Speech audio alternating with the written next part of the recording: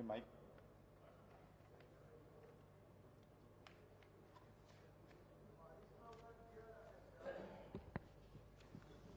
అధ్యక్ష, భారత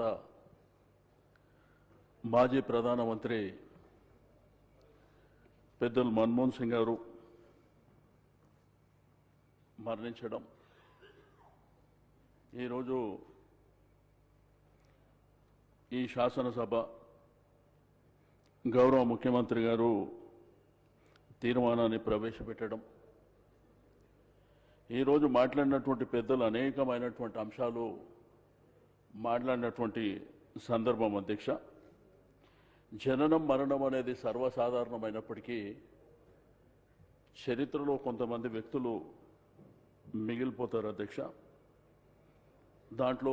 మన్మోహన్ సింగ్ గారు ఒకరని చెప్పి నేను ఈ సందర్భంగా తెలియజేస్తా ఉన్నా. అయితే 1990s 1991 ప్రాంతంలో ఈ దేశ రాజకీయాల్లో ఒక తెలుగు బిడ్డ అపార మేధావి అయినటువంటి పివి నరసింహారావు గారు ప్రైమ్ మినిస్టర్ అవుతున్నటువంటి సందర్భంలో దేశ ఆర్థిక పరిస్థితి కానివ్వండి, దేశ దశ దిశ కానివ్వండి, చాలా ఇబ్బందికరమైనటువంటి పరిస్థితుల్లో వారు ప్రధానమంత్రిగా బాధ్యతలు చేపడుతున్నటువంటి సందర్భంలో వారు రాజకీయాలకు సంబంధం లేనటువంటి ఒక అపార మేధావి, బాగా చదువుకున్నటువంటి వ్యక్తే కాకుండా ఒక డాక్టరేట్గా ఆర్థిక శాస్త్రంలో, గతంలో ఆర్బీఐ గవర్నర్గా వివిధ హోదాల్లో పనిచేసినటువంటి వ్యక్తి అయినటువంటి మన్మోహన్ సింగ్ గారిని తీసుకొచ్చి ఫైనాన్స్ మినిస్టర్ చేయడం, వారు ప్రవేశపెట్టినటువంటి ఫస్ట్ బడ్జెట్లోనే ఈ దేశ ఆర్థిక పరిస్థితి, బట్ ఆ రోజు దేశ పరిస్థితి చూసి అధ్యక్ష, మనకు 2 వారాలకు సరిపోయేటువంటి దిగుమతులు, మారక నిల్వలు మాత్రమే ఉన్నటువంటి సందర్భం. ఫైనాన్షియల్గా ఏ దేశం కూడా మనకు సపోర్ట్ చేయలేనటువంటి పరిస్థితుల్లో మరి మన్మోహన్ సింగ్ గారిని ఫైనాన్స్ మినిస్టర్గా తీసుకురావడం, వారు ప్రవేశపెట్టినటువంటి బడ్జెట్లోనే వారు అనేకమైనటువంటి, అంటే ఈరోజు మనకు లిబరలైజేషన్, ప్రైవేటీకరణ, ప్రపంచీకరణ అనేటువంటి 3 సూత్రాలని, ఈ దేశ ఆర్థిక పరిస్థితి, పేద బడుగు బలహీన వర్గాలకు సంబంధించినటువంటి అనేకమైనటువంటి అంశాలలో ఈరోజు ఐటీ రంగంలో కానివ్వండి, లేకపోతే గ్రామీణ ప్రాంతంలో ఉన్నటువంటి రైతుల పట్ల కానివ్వండి,